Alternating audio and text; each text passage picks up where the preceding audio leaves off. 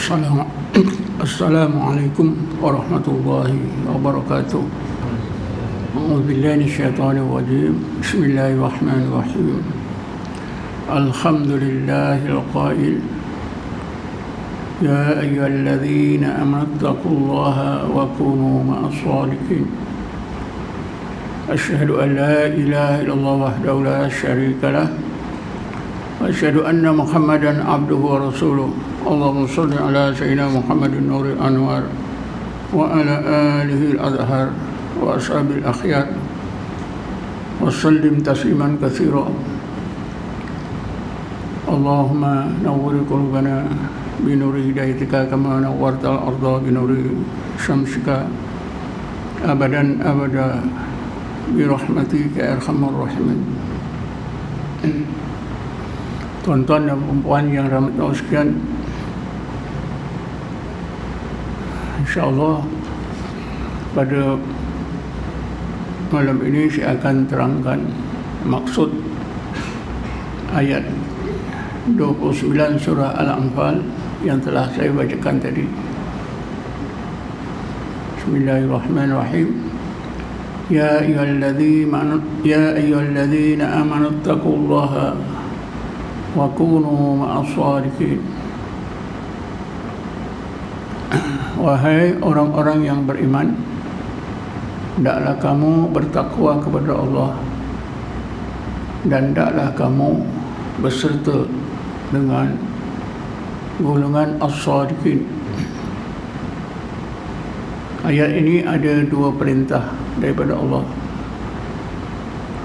Perintah yang pertama, supaya kita taat kepada Allah.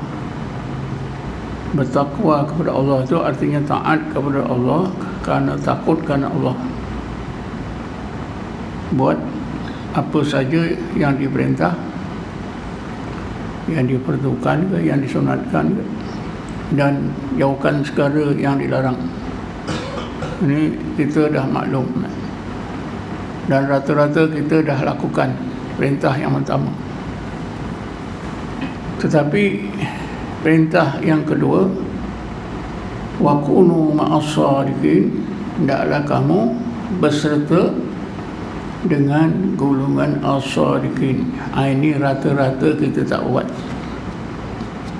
Ada dua perintah, kita buat satu tak buat, kan tak lengkap. Kenapa tuan-tuan tak buat? Kerana kita tak faham. Kenapa tak ambil berat? Kerana memang kita tidak pernah diajak memahami wa kunu ma'as shadiqin. Kesempurnaan seorang mukmin, kesempurnaan takwa seseorang mukmin hanya dapat dicapai apabila mukmin tersebut sentiasa mendampingi seorang alim, kalau boleh yang bertaraf siddiqin. Kalau tidak ada siddiqin, kerana susah sangat nak mencari orang alim yang bergelar siddiqin. Sekurang-kurangnya ulama yang kurang sedikit derajatnya, iaitu syuhada. Kalau syuhada tidak ada, yang akhir sekali solehin, ulama yang soleh. Sebab itulah tuan-tuan, manusia yang berjaya taat kepada Allah, kepada Rasul, disebut oleh Allah dalam satu ayat, mereka itu ialah orang-orang yang pernah berserta dengan golongan Nabi, golongan siddiqin, golongan syuhada, golongan as-shalihin.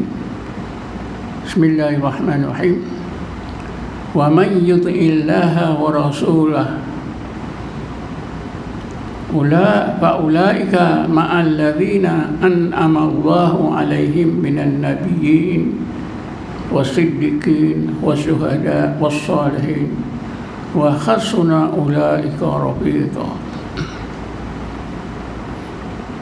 sesiapa yang taat kepada Allah dan Rasul, maka orang yang taat kepada Allah dan Rasul itu ialah orang yang telah bersama-sama golongan Nabi atau golongan siddiqin, golongan syuhada dan as-salihin, mana-mana salah satu maksudnya. Lalu ayat ini diakhiri dengan firman Allah, wa hasuna ulaika rafiqa. Para nabi-nabi, para siddiqin, para syuhada, para salihin adalah merupakan sebaik-baik ulama yang didampingi selalu. Rasulullah SAW bersabda, al-mar'u ala dini khalilihi. Agama seseorang itu dipengaruhi oleh agama kawannya yang rapat. Kawannya yang rapat. Jadi kalau orang yang kita jadikan rakan, yang karib, kita selalu berdamping, ialah orang alim yang soleh, tentulah kealimannya, kesolehannya akan menular kepada kita. Sebaliknya, kita saksikan dalam hidup kita orang-orang yang selalu berdamping dengan orang-orang yang jahat, dapatlah menularlah kejahatannya. Tapi sebenarnya tuan-tuan, perintah Allah yang kedua, wa kunu ma'as-shadiqin, itu bukan bermaksud kita berkawan dengan orang-orang yang bertaraf siddiqin atau syuhada atau salihin. Bukan hanya kita berkawan, maksudnya lebih daripada berkawan, yaitu berguru. Maksudnya berguru. Konsep guru dengan kawan ini tentu berbeza, ya. Jadi perintah yang kedua, ketika kita bertakwa kepada Allah, supaya ketakwaan kita ini sempurna, mestilah kita sentiasa berdamping dengan guru kita. Sama ada siddiqin, kerana Nabi dah tak ada, mungkin ada siddiqin, cuma kita tak tahu siapa dia siddiqin. Syuhada, orang alim yang mempunyai ciri-ciri syuhada. Dan yang akhir sekali, sekurang-kurangnya as-salihin, orang alim yang soleh. Kita mesti berguru, belajar dan dampingi selalu. Kalau ada guru, kita berjauhan, macam mana?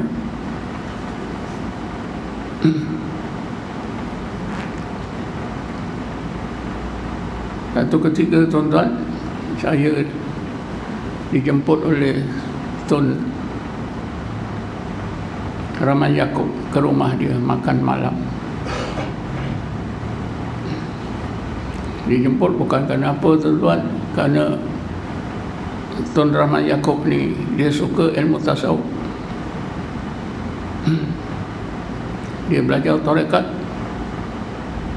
selalu dia dengar syarahan saya, lalu dia panggil saya ke rumahnya untuk makan malam.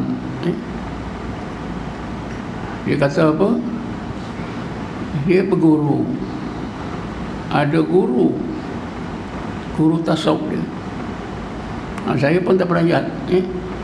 Biasanya orang yang bertitle Tun ni mana ada guru, tapi bila ada guru, dia sebutkan siapa guru dia,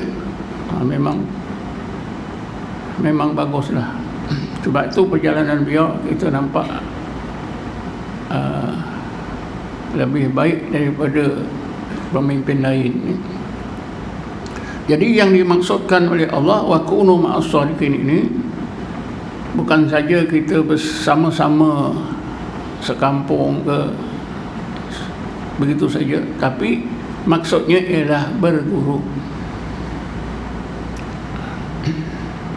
Kalau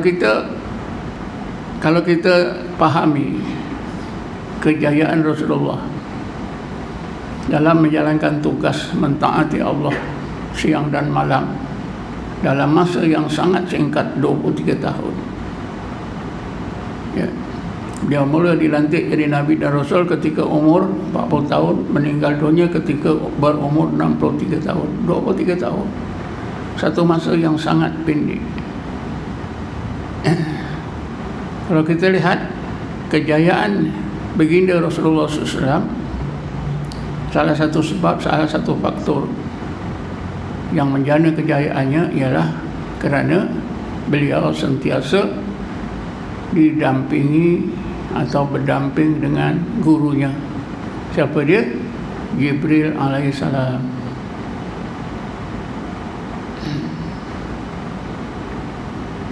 Apa-apa masalah yang Rasulullah tak tahu, segera tanya kepada gurunya Jibril. Tapi kita tak pernah terfikir bahawa Rasulullah itu berguru, ya. Sebenarnya Rasulullah itu berguru. Jadi Rasulullah sentiasa beserta gurunya. Sebab itulah berjaya. Macam-macam masalah yang dihadapi Rasulullah ditanyakan kepada Jibril. Kadang-kadang Rasulullah tak bertanya pun, Jibril tahu. Lalu Jibril bagi tahu Nabi Muhammad sallallahu alaihi wasallam.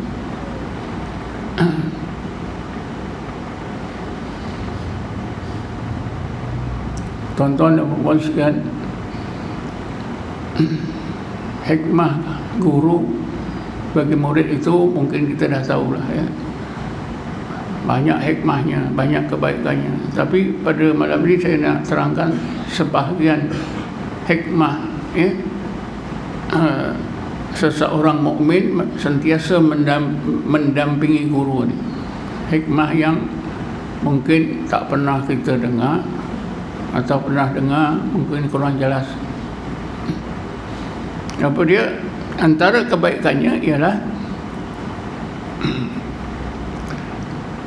kita akan mudah dapat barakah daripada guru yang kita selalu dampingi. Apa itu makna barakah? Barakah itu ada 3 ciri. Pertama, kebaikan yang datangnya daripada Allah. Kalau yang datang daripada bukan Allah, itu bukan barakah. Yang kedua, kebaikan itu terus bertambah, tak berkurang. Yang ketiga, kekal sampai hari akhirat. Inilah barakah.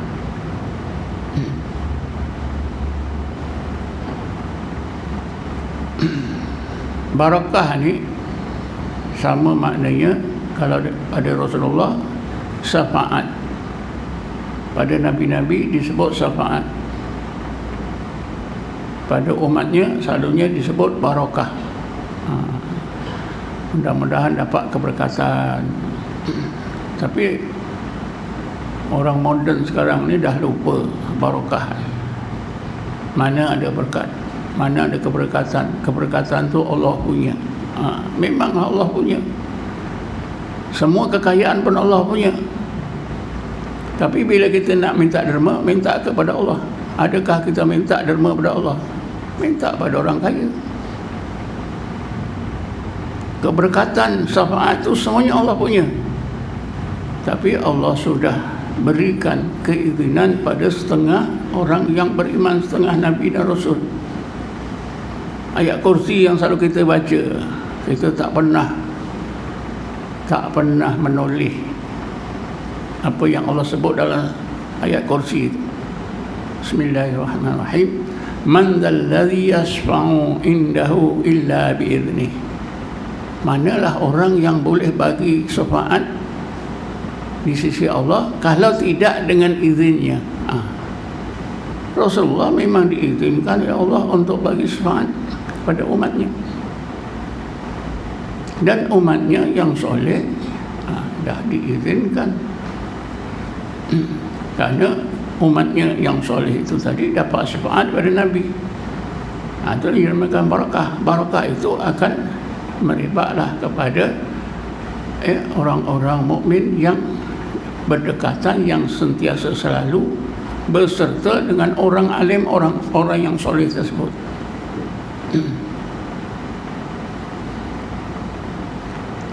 Jadi barakah antara berbagai barakah ni tuan-tuan, ada satu kebaikan yang kita tak pernah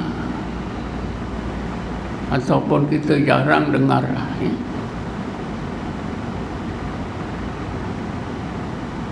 iaitu apa yang dinamakan himmah. Bila disebut himmah dia, kita fikir himmah ni bahasa Melayu saja. Selalu sebut, kalau kita tengok kamus ribuan bahasa, himmah. Tapi sebenarnya himmah ni adalah satu istilah yang berkaitan dengan apa tadi juga, syafaat, berkaitan dengan barakah.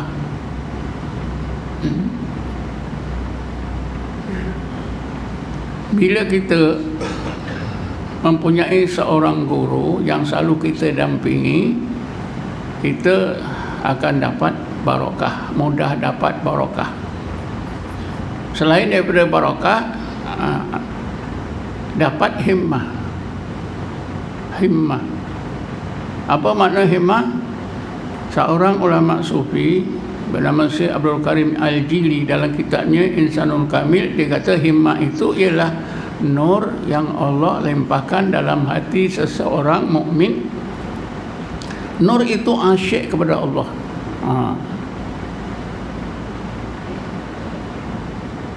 Kenapa? Kita temui dalam sejarah orang-orang sufi, sejarah orang Islam, kita temui orang-orang yang asyik beribadat kepada Allah bersungguh-sungguh siang malam, sehingga menakjubkan kita, macam mana dia boleh asyik begitu. Ketika saya naik haji tuan-tuan tahun 82 kali pertama, kebetulan masa itu saya pergi dulu dari Madinah, pergi Madinah dulu. Saya duduk boleh katakan saf yang depan sekali, duduk awal, datang awal. Ada seorang pemuda daripada Maghribi, dia sembahyang sunat tu tak berhenti-henti sejak dia masuk ke masjid itu, Masjid Nabi, jam 10 pagi lebih kurang dengan saya, terus saja sampai lepas asar pun sembahyang lagi. Ditegurlah oleh orang-orang Wahabi, haram. Apa lepas sembahyang asar tak ada sembahyang, haram. Pemuda ni pun bertekaklah dengan orang Wahabi. Akhirnya orang Wahabi itu lari. Saya tahu bahasa Arab sikit-sikit. Saya kata, betul cakap awak tu, yang diharamkan tu kalau tak ada sebab. Lagipun kalau dalam Masjidil Haram, Masjid Nabi, tak ada kira. Awak mungkin sembahyang taubat, ada sebab, tak haram. Ini dalam mazhab Syafi'i, dia mazhab Maliki. Apa yang saya ceritakan, apa yang saya nak tekankan di sini ialah macam mana dia solat tengah hari. Saya tengok pun, memang saya pun tak, dengan wuduk yang pertama tu duduk, saya tengok dia macam mana dia rajin beribadat. Yalah, bahasa dia dengan saya, bahasa dia dengan orang Arab Wahabi ni, aku datang sini seumur hidup aku sekali aku semayang, engkau tegur tak bagi, engkau duduk sini bolehlah cakap itu. Tapi macam mana dia boleh semayang? Tenaga dia sebenarnya, kan itulah himmah. Himmah yang tinggi itu ialah nur, yang sejenis nur hidayat Allah yang Allah lempahkan dalam hati seseorang, yang biasanya nur ini akan mudah Allah kurniakan apabila seorang itu mendampingi seorang alim yang ada himmah. Jadi himmah orang alim ini akan melempah kepada muridnya. Ini tak pernah kita pahami, kita pelajari. Saya kalau tak belajar tasawuf pun saya tak jumpa. Saya ada seorang kawan juga, ini cerita dia masuk Islam ketika tingkatan 5. Bila dia masuk Islam, dia lari daripada keluarganya, dia ikut jadi anak angkat seorang alim di mana di Bandar Muar. Di Bandar Muar ni ada seorang Habib ni yang memang ramai muridnya, memang alim. Ma'alab ni jadi anak angkatnya, ikut orang alim ni ke mana-mana. Dialah yang mentangkan apa ni sejadah, menyapu surah dia dan sebagainya. Adalah dia ikut dalam 2-3 tahun. Kalau kita tengok tuan-tuan sekarang ni, umur dia lebih kurang dah dalam hampir 70 Kalau kita tengok ibadat dia, cara dia beribadat, kesungguhan dia, cakap-cakap dia itu persis seperti Habib yang jadi bapa angkat dia. Inilah yang Rasulullah maksudkan, al-mar'u ala dini khalilihi. Orang itu, pengaruh agama seorang itu akan banyak dipengaruhi oleh orang yang mendampinginya.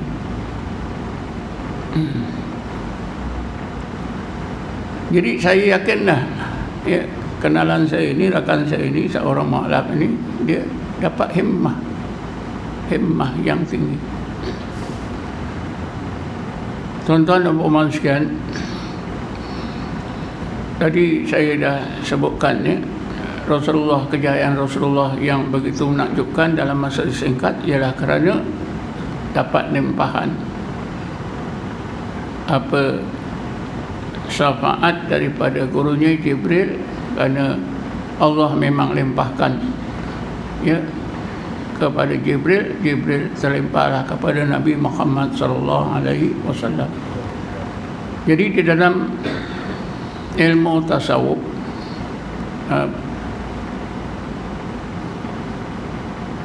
memang sangat ditekankan seseorang itu mesti mempunyai, mendampingi seseorang guru. Ini sangat ditekankan.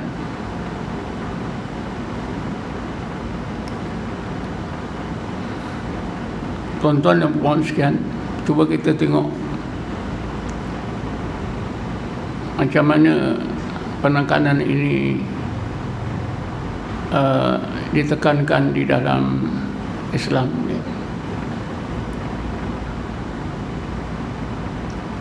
Rasulullah SAW pernah ditanya oleh setengah sahabat, "Man ahlu baitika ya Rasulullah?" Siapa ahli baitmu ya Rasulullah? Siapakah keluargamu ya Rasulullah? Maka Rasulullah menjawab dengan sabdanya, "Kullu mu'minin taqiyyin ila yaumil qiyamah." Keluargaku itu ialah tiap-tiap orang mukmin yang bertakwa hingga ke hari akhirat. Sesiapa yang selalu mendampingi Rasulullah, dialah keluarganya. Jadi keluarga Rasulullah ni tuan-tuan, Ahlul Bait Rasulullah ni ada dua ya. Satu apa itu, yang pertama hissian, yang kedua maknawian. Keluarga Nabi yang zahir, iaitu nasab darah Nabi, keturunan darah Nabi yang sebenar, yang selalu dipanggil Habib. Yang keduanya keluarga Nabi secara maknawi. Inilah orang-orang yang selalu mendampingi Nabi dan seluruh umatnya yang menyayangi, beriman dengan Nabi kita Muhammad sallallahu alaihi wasallam. Ada tak dalilnya dalam Quran? Ada. Bismillahirrahmanirrahim. Apabila Nabi Nuh alaihissalam mengadu kepada Allah kerana anaknya tak mau bersama naik kapal, Nabi Nuh minta Allah supaya bagi hidayat, tolong anaknya itu ya, dengan apa yang Allah sebutkan dalam Quran. Bismillahirrahmanirrahim. Qala inna ibni min ahli. Maka Nuh berkata, ya Allah, Engkau tolonglah anak aku ni, kerana anak lelaki aku ni min ahli, dia terdiri pada ahliku. Maka Allah jawab dengan firman-Nya, qala inna ibnaka laisa min ahli. Wahai Nuh, anak lelakimu itu betul anak lelakimu, tetapi dia bukan ahlimu. Innahu amalun ghairu salih, kerana dia beramal dengan amalan yang bukan amalan soleh, amalan yang batil. Jadi kan anak lelaki Nabi Nuh itu Ahlul Bait secara hissi, keturunan darah, tapi maknawi bukan, dinafikan oleh Allah. Jadi inilah tuan-tuan ya, apabila kita mendampingi seorang alim seperti yang diperintah oleh Allah, maka dengan sendirinya orang alim itu kan ada guru, gurunya itu ada guru, gurunya itu ada guru sampai kepada Rasulullah SAW. Jadi dengan kita berguru pada seorang dan mendampingi selalu, dengan sendirinya kita jadi ahli bait. Guru kita jadi ahli bait, gurunya sampailah kepada Rasulullah, maka kita akan menjadi ahli bait Rasulullah SAW secara maknawi. Sebab itulah kita diperintah tadi ya, supaya kita bertakwa yang pertama, kedua wa kunu ma'as-shadiqin. Ini sangat penting tuan-tuan. Sebab itulah Rasulullah itu dianggap sebagai bapa besar bagi seluruh umatnya. Dan isteri-isteri Nabi itu disebut ummahatul mu'min, ibu bagi seluruh orang mukmin. Pasal apa? Ibu maknawi. Jadi itulah antara berbagai rahsia ya, kenapa Allah perintah kita pertama bertakwa. Dalam masa kita bertakwa itu mestilah kita mendampingi selalu seorang guru. Kalau tidak berderajat siddiqin, carilah yang bawah sikit, iaitu syuhada. Kalau tidak pun yang akhir sekali ialah golongan as-salihin. Wa man yuti'illaha wa rasulahu fa ulaika ma'al ladzina an'ama Allahu 'alaihim minan nabiyyin was-siddiqin wasyuhada was-salihin wa hasuna ulaika rafiqa. Saya pernah ceritakan dalam kuliah-kuliah saya yang lepas di sini ya. Para sahabat tuan-tuan ni sangat peka, sangat sedar pentingnya mereka mendampingi Rasulullah sallallahu alaihi wasallam, menyayangi, menyanjung, membantu sungguh-sungguh, ya. Sebab itu mereka setengah sahabat itu bimbang, kalau Rasulullah ni meninggal, siapa lagi yang kita nak dampingi, ya. Lalu setengah sahabat bertanyalah kepada Rasulullah, ya Rasulullah, man khairu julasaina, ya Rasulullah, siapakah orangnya, orang alim yang kami jadikan guru, yang selalu kita dampingi, julasa, dampingi. Kalau ada guru kita tak dampingi pun tak jadi, ya. Guru tu mesti jadikan jalis. Jalis itu artinya orang yang kita duduk sama-sama dia, sama-samanya, kalau boleh selalu.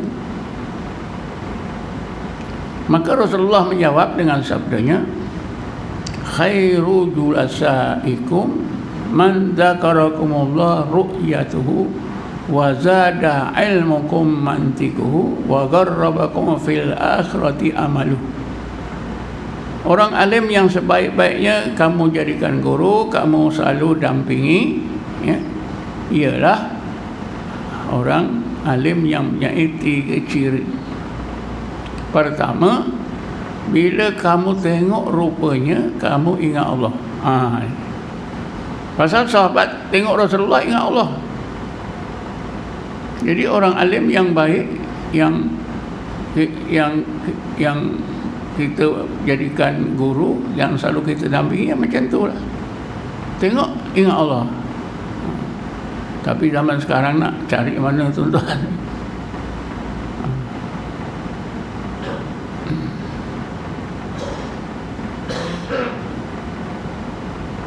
Yang kedua, bila kita dengar kata-katanya, bertambah ilmu kita. Yang ketiga, bila kita tengok kelakuan dia, cara dia beramal, ya, akhlak dia, menjadikan hati kita gemar akhirat. Inilah 3, ya. Inilah 3 perkara. Sebab itu orang mereka yang sedar tentang ini, tuan-tuan, mereka tercari-cari guru yang seperti ini. Ada setengah kitab merekodkan, ya, merekodkan aktiviti orang-orang Islam di zamannya dalam usaha mencari guru ini. Syekh Abdul Wahab Syarani dalam kitabnya Anwarul Qudsiyah, kitab Anwarul Qudsiyah ini sudah diterjemah ke bahasa Melayu. Terjemahnya bertitel Cahaya Kudus. Syekh Abdul Wahab Syarani ketika dia hidup, Abdul Wahab Syarani ini meninggal dunia 973 atau 973 atau 974 Hijrah. Dia ada sebuah masjid yang besar. Di dalam masjid itulah maqam dia. Kata Syekh Abdul Wahab Syarani, bila aku jalan ke mana-mana di kota Qahirah ni, aku dengar keluhan orang-orang Islam bahawa mereka cari guru tak jumpa-jumpa, sehingga mereka kata agaknya guru yang mempunyai 3 ciri itu dah tak ada, dah pupus. Maknanya orang-orang mukmin di zaman hidupnya Abdul Wahab Syarani ini yang peka terhadap kepentingan guru, cuba cari guru yang mempunyai ciri-ciri yang seperti tadi, tak jumpa. Lalu mereka ni bincang-bincang di sana sini. Jadi Syekh Abdul Wahab Syarani dapat mendengar keluhan orang ramai, sehingga orang ramai kata agaknya sekarang ni tak adalah guru, dah pupus. Sebab itu kita cari tak jumpa. Apa komen Syekh Abdul Wahab Syarani dalam kitab Anwarul Qudsiyah? Dia kata begini, bukan tak ada guru yang dicari oleh mereka, ada banyak, tapi kerana mereka cara atau kaedah mencari itu salah, maka mereka tak jumpa.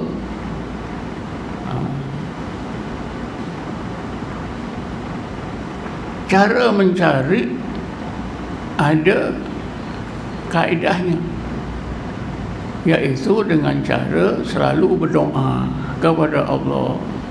Sebenarnya Syekh Abdul Wahab Sya'rani ini menerangkan dalam kitabnya itu cara macam mana nak cari orang alim yang mempunyai ciri-ciri tadi, yang boleh kita jadikan guru, yang selalu kita dampingi.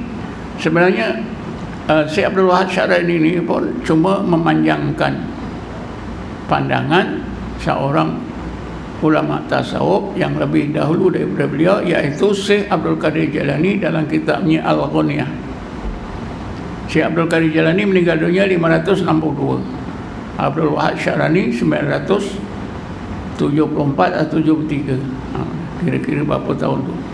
400 tahun kemudian. Jadi Syekh Abdul Wahab Sya'rani ini mengulang apa yang telah ditegaskan oleh Syekh Abdul Qadir Jailani dalam kitabnya Al-Ghunyah. Caranya macam mana? Itulah selalu berdoa. Doanya itu pun ada disebut, Allahumma dullani ala man yadullani ilaika. Ya Allah, Engkau tunjukkanlah kepada aku seorang alim yang boleh memimpin aku untuk mengenalkan aku kepada Engkau, ya Allah. Itu doanya. Kita boleh sebut dalam bahasa Melayu, ya Allah, Kau tunjukkanlah kepada aku seorang alim yang sebaik-baiknya, yang boleh aku jadikan guru sehingga aku kenal Engkau, hampir kepada Engkau, ya Allah. Boleh. Tapi manalah kita buat, tuan-tuan? Doa yang selalu kita baca ialah doa murah rezeki, sihat badan. Doa minta guru ni tak pernah, jarang ni. Ada kita sakit minta sembuh, atau interview nak naik pangkat, biar naik pangkat. Cuba tuan-tuan tanya, pernah tak tuan-tuan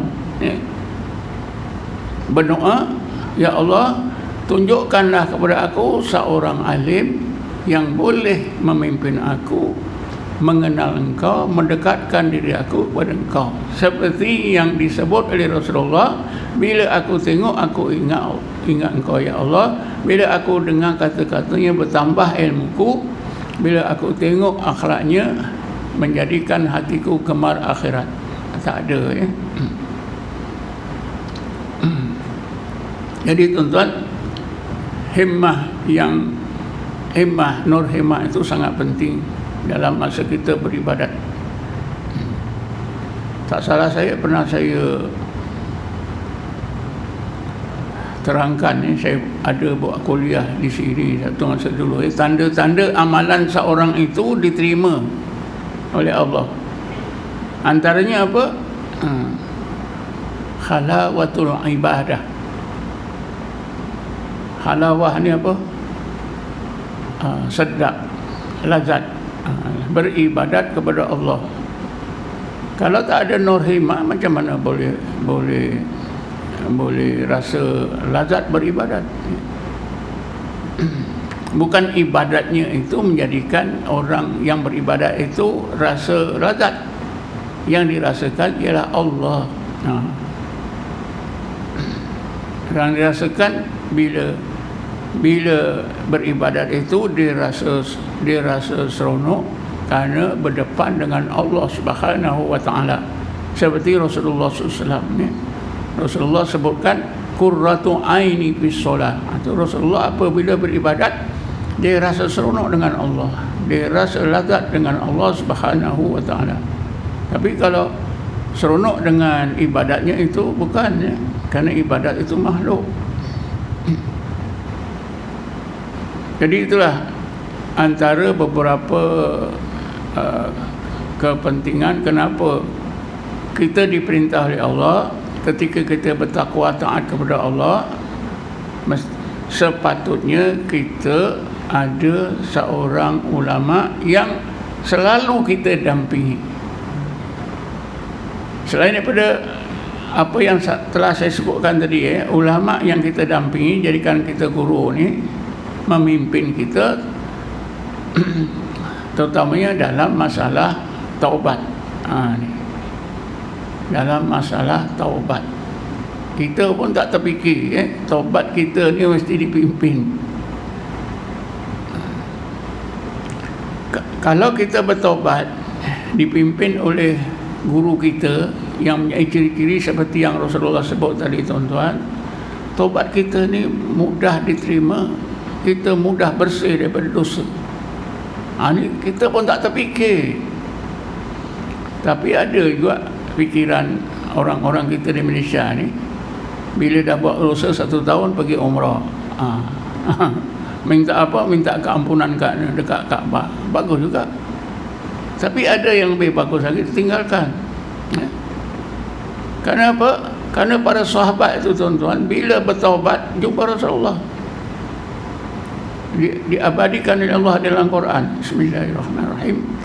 Lau annahum idh zalamu anfusahum ja'uka yastaghfirullah wa yastaghfirur rasul lahum la wajadullaha tawwabar rahimah.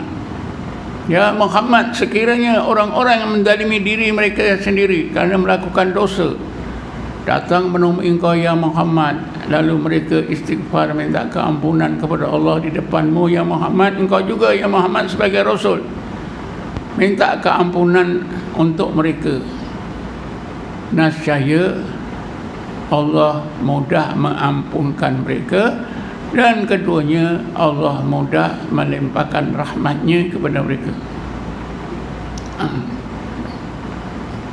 Jadi masa masa sampai, tuan-tuan, setakat ini sajalah. Jadi kesimpulannya, ya, kita buatlah langkah-langkah perkara yang diperintah oleh Allah. Yang kedua yang disebut dalam ayat tadi, wa kunu ma'as shalihin. Yang pertama kita dah buat, bertakwa kepada Allah. Tapi yang kedua tu memang susah, tuan-tuan. Memang susah. Tapi bila Allah Subhanahu Wa Taala hidayahkan kita, tak susah. Insya-Allah kita akan ditemukan oleh Allah seorang alim yang boleh memimpin kita dalam bertakwa kepada Allah Subhanahu wa taala. Wallahu a'lam. Assalamualaikum warahmatullahi taala wabarakatuh. A'udzubillahi minasyaitonir rajim. Bismillahirrahmanirrahim. Wassalatu wassalamu ala asyrafil anbiya'i wal mursalin sayyidina Muhammadin wa ala alihi washabbihi ajma'in. Allahumma ighfir lana warhamna wa li abaina li ummahatina li ikhwanina li akhwatina wa li muallimina li masyayikhina wa li muslimina muslimat wal mu'minina wal mu'minat bi rahmatika ya arhamar rahimin. Rabbana atina fid dunya hasanah fil akhirati hasanah wa qina adzaban nar. Rabbana atina min ladunka rahmatan wa inna min ar-rasyada. Wa sallallahu ala sayyidina Muhammadin nabiyil ummi wa ala alihi wa sahbihi wasallam. Walhamdulillahil alamin. Taqabbalallahu minkum. Qabala karim.